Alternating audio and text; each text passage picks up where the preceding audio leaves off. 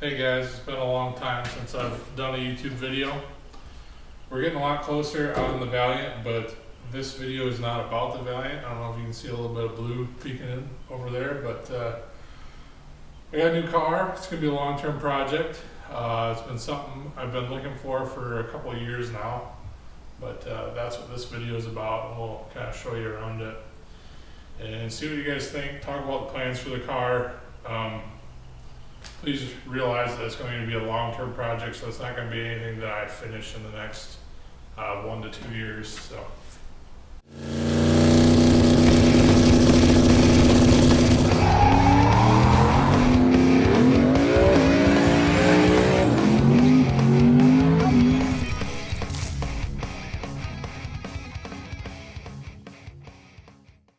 So this is it. It's a 71 Volvo 142. I think anybody that follows the channel knows that I do not like your traditional hot rods. It's not that I don't like them. How often are you going to see a Fox body Mustang back there when you go to the track? 9 times out of 10 it's going to be what you see. Whereas if you build goofy cars like Ford or Valiant or this car, chances are you might see one of these done up in your lifetime as a drag car. I don't know of one other one. So I basically had to constrain myself into picking something that I could fit in, which is a big thing for me because I'm 6'6" and 340-ish pounds depending on the day, and something that was going to be light and obviously something that I like. So those three things are the criteria. It was, I've been looking for one of these cars for about 4 years. It seems like they're not terribly rare, they're not terribly valuable, but they are kind of hit and miss on finding them, and they have a lot of rust issues and stuff. I actually went to Pennsylvania to get this car, and it was not the car I had went to Pennsylvania to get. There was an estate of Mr. Volvo or Dr. Volvo in Pennsylvania, and his son, who was the controller of the estate, showed me a car, pictures of it that allegedly it was repairable, restorable. Nobody wanted it because it was an automatic. And that car, in my opinion, would need way more than it's worth to fix. And we were kind of going around on, I didn't really want the car, so we were checking out the rest of the car collection, because there was still, at one point he had 140 vintage Volvo. At the very end, I think he's got like maybe 40 or 50 right now. And this was one of them. He said this one wasn't repairable, and I'll show you why. Let me get some of my stuff out of the way.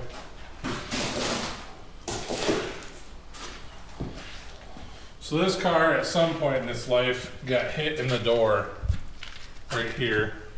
You can see that this is kind of pushed in. Up here is creased on the B pillar, and then back there on the C pillar there's a crease here. I guess now I'll kind of get to the plan of the car. I do have a door for it. It's over here. There's a dent in it. I kind of tried to haggle around on the dude, and he didn't really want to give me a deal on a door. Essentially, these have an early and a late door, and this is an early car. All he had were later doors, and he kept trying to get $300 out of me for a set of doors that weren't really that nice. I bought this whole car for $750. So he essentially said this wasn't repairable.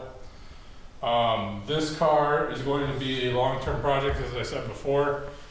I plan to build a chassis car, and it's going to be a one and done if I live that long. I don't foresee myself building another tube chassis car because it's not something that interests me in doing repetitively. So that's kind of why I said I'm going to build 25.3, 25.2 car. It's going to be something that I enjoy. It's not something you see all the time, and you know, obviously something I fit in, something lightweight. These come with a little 4-cylinder in them. They're like 2,500 pounds the way they sit. This is basically going to be steel roof and quarters. Everything else is going to be carbon or glass. I'm going to have to make a lot of these parts, so it's going to be very time consuming. I'm going to have to build the whole chassis.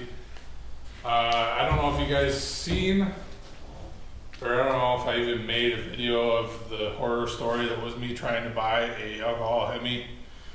I think I talked about it in a couple of videos, maybe some of you guys know, but this car was originally what I had planned to put the aluminum Hemi in, and I got screwed over. I still have a set of heads and an oil pan, a Dan Olson oil pan for an alcohol Hemi back there, and I just don't foresee myself doing it just because I got kind of a bad juju on the whole ordeal. So I'm kind of seeing with like what Brett LaSala and Snot Rocket and all these people that are running the Coyote platform, I kind of want to see what that platform will do in a very lightweight car. This car is essentially the same-ish dimensions as a Fox body, so everything should fit, especially in a tube chassis platform. Same wheelbase, everything, so it shouldn't be like terrible to drive fast. But that's kind of the plan for it. I still have a lot of ironing out to do. It'll probably be a Turbo 400 that's built by me, a chassis that's built by me, a Coyote that's built by me. Whereas if I did the Hemi, it would probably be able to make more power, but I plan to set this thing up to run everything from a 235 or a 26 all the way up to a 315 or a 31, depending on if it's radial floppy tire. I don't really see myself wanting to try to get in the 3s or anything in the 8th. I said that about the 4s when I started on that car though. But whenever this does come out, it'll be safe up to that speed, which will probably be a couple of years. But you'll see this back in the background, so I figured I would make a video on it. On the next video, we'll probably be talking about the Valiant. The fuel tech's all in, it's wired, it's got most of the functions. We have a dyno date tentatively set up, and hopefully here in the next couple weeks I get to actually street drive it, as long as I have all like the drive shaft and stuff I haven't tried yet. So that's kind of what I've been doing. Like I said, I went to Pennsylvania to get this thing, and I'm happy with it. Other than it gave me a shop pet. I'll add a picture in here.